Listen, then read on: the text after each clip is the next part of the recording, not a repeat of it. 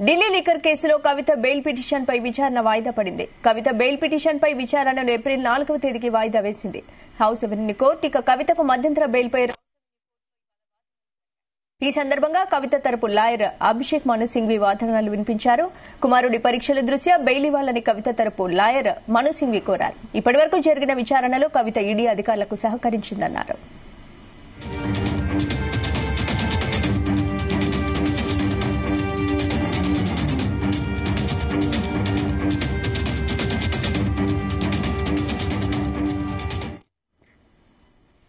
Delhi liquor కేసులో కవిత bail petition పై విచారణ వాయిదా పడింది. కవిత బెయిల్ పిటిషన్ పై విచారణను ఏప్రిల్ 4కు వాయిదా వేసింది హౌస్ ఎవెన్యూ కోర్టు.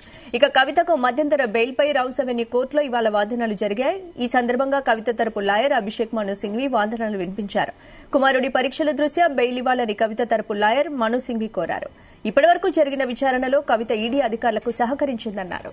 ఇక ఇదే అంశానికి సంబంధించి పూర్తి అప్డేట్స్ మా క్రైమ్ బ్యూరో చీఫ్ రవితేజ అందిస్తారు. రవితేజ, తన కుమారుడి పరీక్షల దృష్ట్యా బెయిల్ ఇవ్వాలంటూ కవిత వేసినటువంటి పిటిషన్ పైన ఈరోజు సుప్రీంకోర్టులో విచారణ జరిగింది. ఇటువైపుగా లాయర్ అభిషేక్ మను సింఘ్వి వాదనలు వినిపించారు.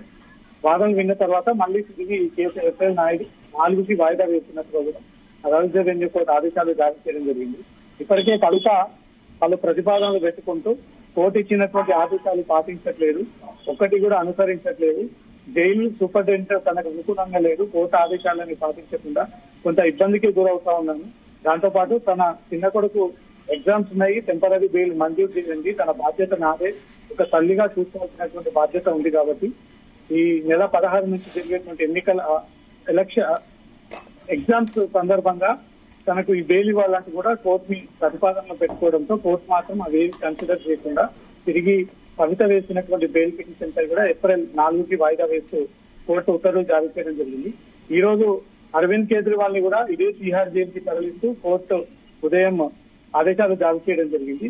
మళ్ళీ ఈడీ కస్టడీ కోరినప్పటికీ ఈడీ కస్టడీ ఇవ్వకుండా మళ్ళీ అరవింద్ కేజ్రీవాల్ తిహార్ జైలుకి తరలించాల్సిందే అంటూ కూడా ఎన్ఫోర్స్మెంట్ డైరెక్టరేట్ అధికారులకు ఆదేశాలు ఇచ్చినటువంటి వెంటనే కవిత ఉన్నటువంటి జైల్లోనే అరవింద్ కేజ్రీవాల్ ని ఇంతకు ముందే జైల్లో ప్రొడ్యూస్ చేయడం జరిగింది. అరవింద్ కేజ్రీవాల్ కూడా ఈ కేసులో కొన్ని ప్రత్యేకమైనటువంటి వసతులు కావాలి అంటూ కూడా బెయిల్ పిటిషన్ దాఖలు చేయడంతో దానికి కోర్టు అంగీకరించింది. దానికి కోర్టు ఓకే చెప్పడంతో అరవింద్ కేజ్రీవాల్ రెగ్యులర్ గా ఉపయోగించేటువంటి ఐటమ్స్ తో పాటు తను చదువుకోవడానికి రామాయణం, మహాభారతం లాంటి బుక్స్ కూడా తనకు కలిగించాలంటూ కూడా ఆ బుక్స్ కల్పించాలి, నాకు రెగ్యులర్ గా అవన్నీ కూడా కావాలంటూ కూడా తను పిటిషన్ దాఖలు చేయడంతో కోర్టు దానికి ఒప్పుకోవడం జరిగింది. కవిత వేసినటువంటి పిటిషన్ ఏప్రిల్ 1న విచారణ చేపట్టి ఈ రోజు కీలకమైనటువంటి ఆదేశాలు ఇస్తుందేమో అంటూ కూడా బీఆర్ఎస్ కేడర్ అంతా కూడా భావించింది. కానీ తిరిగి వాదన ఇచ్చిన తర్వాత ఏప్రిల్ 4కి కేసు వాయిదా వేస్తున్నట్టు కూడా కోర్టు ఈ ఉత్తర్వులు జారీ చేయడం జరిగింది. అంటే రవితేజ, కవితకు బెయిల్ వచ్చే అవకాశాలు ఎంతవరకు ఉన్నాయి? ఢిల్లీ లిక్కర్ స్కామ్ కేసులో 6 నెలల తర్వాతే నిందితులకు బెయిల్ లభించిందే తప్ప అంతకు ముందు ఒక్కరికి కూడా బెయిల్ లభించినటువంటి సందర్భాలు లేదు. అనేక సాకులు చూపారు, అనేక ఇష్యూస్ ని కోర్టు దృష్టికి తీసుకొచ్చారు. తన భార్య ఆరోగ్యం బాగాలేదని, తన తల్లిగారు చనిపోయారని, అనారోగ్యం కారణంగా తనకు బెయిల్ ఇవ్వాలని అనేక రకాలుగా నిందితులు కోర్టుకి ప్రతిపాదన పెట్టుకున్నప్పటికీ కోర్టు అవేవి పట్టించుకోకుండా ఎవరికి కూడా బెయిల్ మంజూరు చేయలేదు. 6 నెలల తర్వాత ఈ కేసు పెండింగ్ లో నడుస్తా ఉంది, ఒక పక్క ఇన్వెస్టిగేషన్ రన్ అవుతా ఉంది.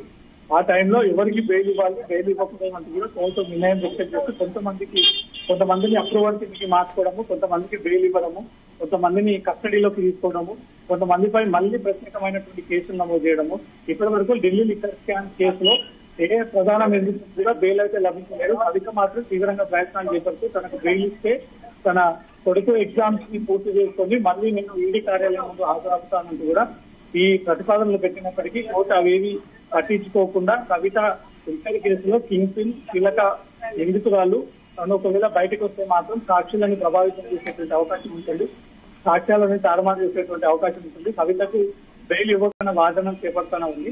రెండు వైపుల నుంచి వాదనలు వినిపిస్తున్న కోర్టు మళ్లీ తిరిగి ఏప్రిల్ 4కి ఈ కేసు వాయిదా వేస్తున్నట్టుగా జడ్జి ఆదేశించడం జరిగింది. Right, thank you Ravitej.